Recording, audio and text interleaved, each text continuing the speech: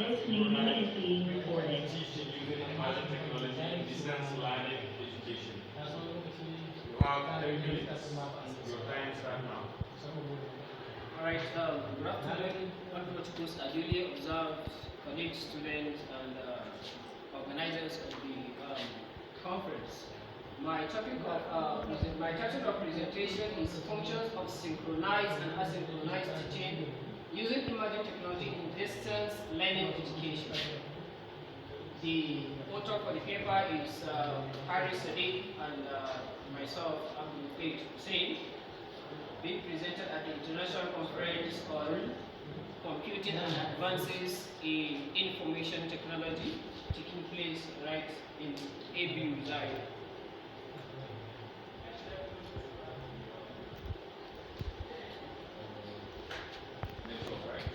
Yes.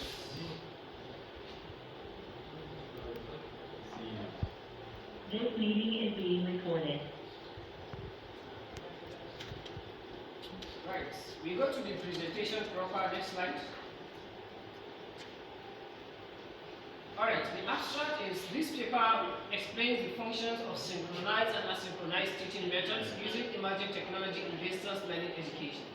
The synchronous method identified in this course of research include online real-time live teacher instruction and feedback, Skype conversations, chat rooms. Sorry, bridge.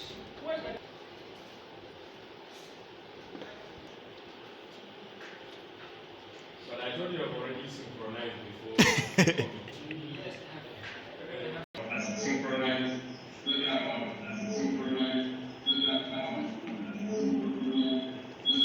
Recording in progress. Also trying to synchronize.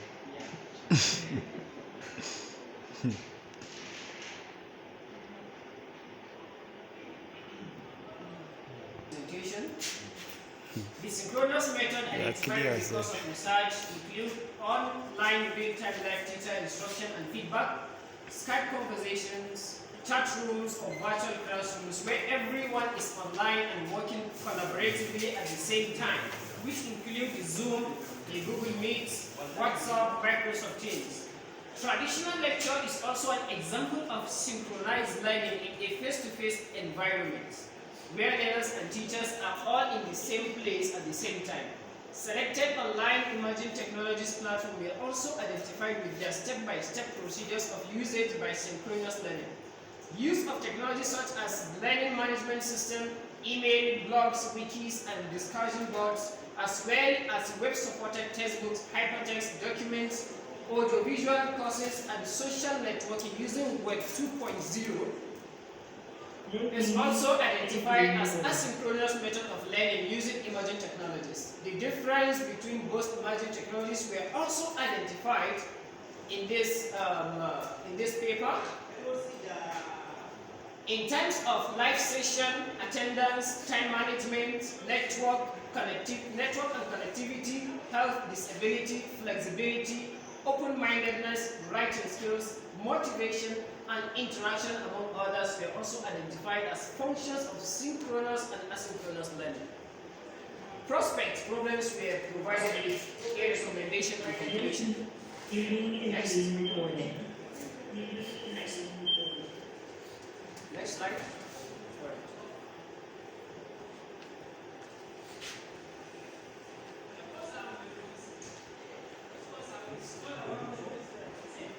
So, the keywords identified were functions, synchronous, asynchronous, emerging technology, and distance learning. Then the next is the introduction aspects. We said learning occurs in or out of the classroom. It can be instructor-led, which means synchronous. That is, it can be instructor-led synchronous learning and could be self-paced asynchronous learning. Learning is said to be blended when students learn via electronic and online media as well as traditional face-to-face. Just like what we are having here, we are physical here and we are still using the board here for the presentation. So this is a blended learning. But for the asynchronous purely is when, like those that are viewing online, those using the Zoom, they are only using the asynchronous method. while those that are going to use this video, this meeting, maybe at their convenience, it is asynchronous. But we know that we are using both the online real time and we are using the media. That means we are using blended learning. So distance learning is also known as e-learning, may either be synchronous or asynchronous. Synchronous learning occurs in real time, as I said, with all participants interacting at the same time, while asynchronous learning is self-paced and allows participants to engage in exchange of ideas or information without dependency on other participants' involvement at the same time. That is according to Bruckner 2055. That's why the reference used there is IEE. So the synchronous learning, as we can have the image here, as you can see, this is the teacher here, the instructor, and these are the students. They are learning at the same time. This is a synchronous method of what? Of teaching, and which comes as a result of what? As a result of emerging technology.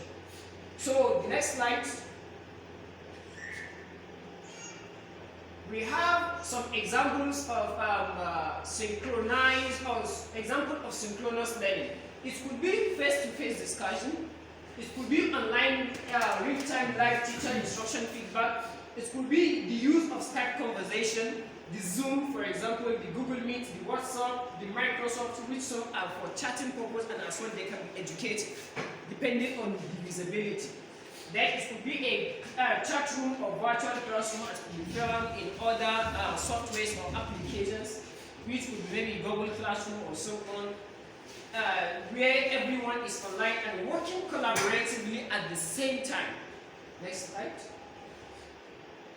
So we have example of as well a pictorial representation of our traditional classroom having a synchronous teaching and learning, and the what? The emerging technology, which is the distance learning classroom, which is as well using asynchronous. Meanwhile, our bone of contention is for the emerging technology, which is this one. As you can see here, it has some the benefits there where we can see. We are coming to the benefits. So this was just a pictorial representation of synchronized distance learning, which is emerging technology and traditional classroom. The next, asynchronous learning. Now, asynchronous learning in proper, as you can see here, these are students on themselves learning in a self-paced learning. This one is reading on this same concept, and this one is reading on this same concept. And without both of them knowing that everybody is reading at the same time, and everybody is independent. No interaction between them, no instructor pace, so it's a self-place. So this is the asynchronous learning. Then we have the example of the asynchronous learning, which is the next slide. So this is example of the asynchronous learning, as I said earlier in my introduction, which is the use of SMS, the use of Gmail, or maybe all these web mails, any of the mails. Then you have other softwares or application softwares. Next slide. So now, functions of the synchronous and the asynchronous teaching. Firstly, these are some of among the many that have been included in the paper. These are some. It says students can, for the asynchronous, that is for the self-paced, students can learn and review at their own pace. You don't need, maybe you're having a meeting, you want to travel or something, you can learn at your convenience. But in terms of the synchronous, it allows students to feel connected to one another during the class. Everybody must have to be there at the same time. So these are some of the functions of both in terms of, and as well the difference of the both. Then another one, there's flexibility for students living in different time zones. We have a different time zone. Some people, some countries might be sleeping at this time. Maybe US or something, they are in the morning section or midnight section now.